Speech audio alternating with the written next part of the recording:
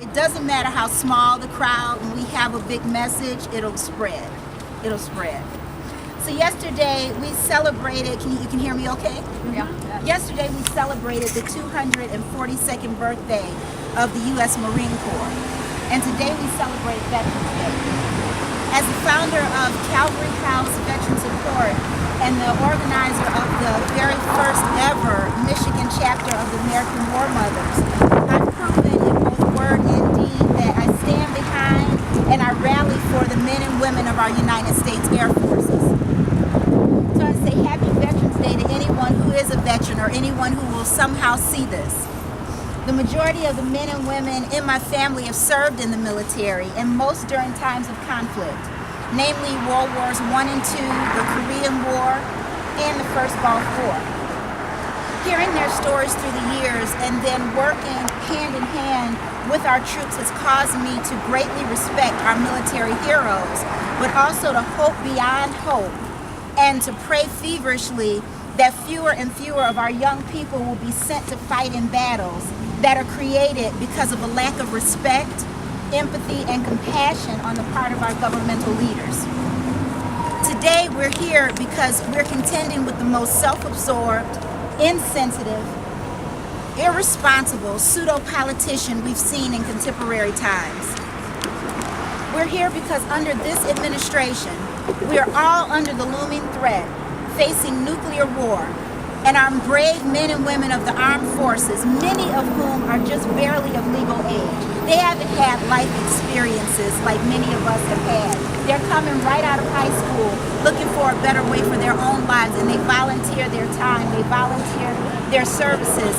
And I have to say again, not just working with the veterans, but also as a former high school teacher, seeing many of my kids go and enlist right after high school, we can't be fooled in thinking that it's only those who have gone to active battle that are changed. The minute they join the military, life is changed for them forever.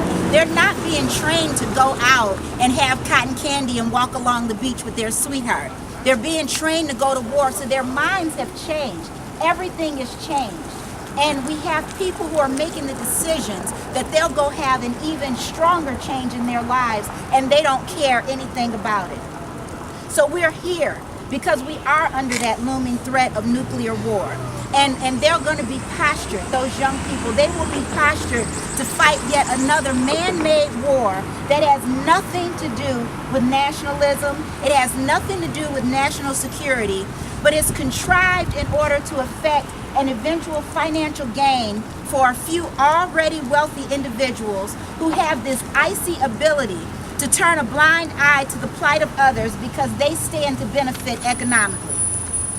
Just this morning, I read that NBC had reported, and I read in a few other articles, that a North Korean foreign ministry spokesman said, and I quote him, Trump during his visit to Asia, laid bare his true nature as a destroyer of world peace and stability and begged for a nuclear war on the Korean peninsula. So they're ready to fight. You can't just antagonize, you can't just poke the dog, and expect him not to come back and bite. You also can't go into someone else's house, and tell them how to run it. And for some reason, this is what these people think that they can do. They can go over and tell them what they're going to do and what they're not going to do, and they're going to just fall in place. We wouldn't do it in our own homes individually, so why do we think we can go over in another country and do it? This same spokesperson continued by saying that nothing would deter Pyongyang from pursuing its nuclear weapons program. So as Trump is talking, he's yapping like a little chihuahua, thinking that it's just fun and games and that he can continue this bark. They're ready to bite, and we've got to stop this.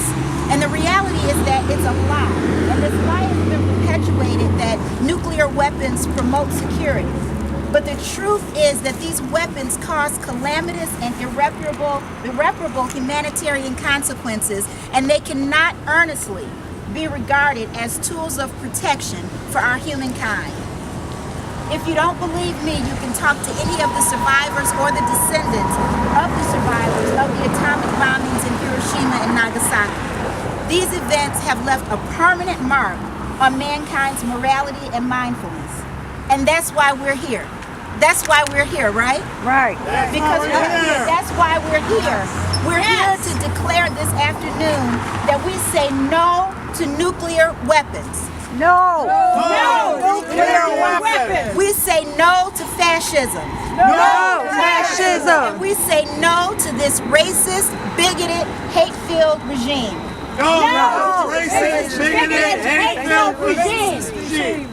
For many of us, this isn't our first rally. Since November 2016, we've rallied together. We've rallied at other events separately, and we haven't given up.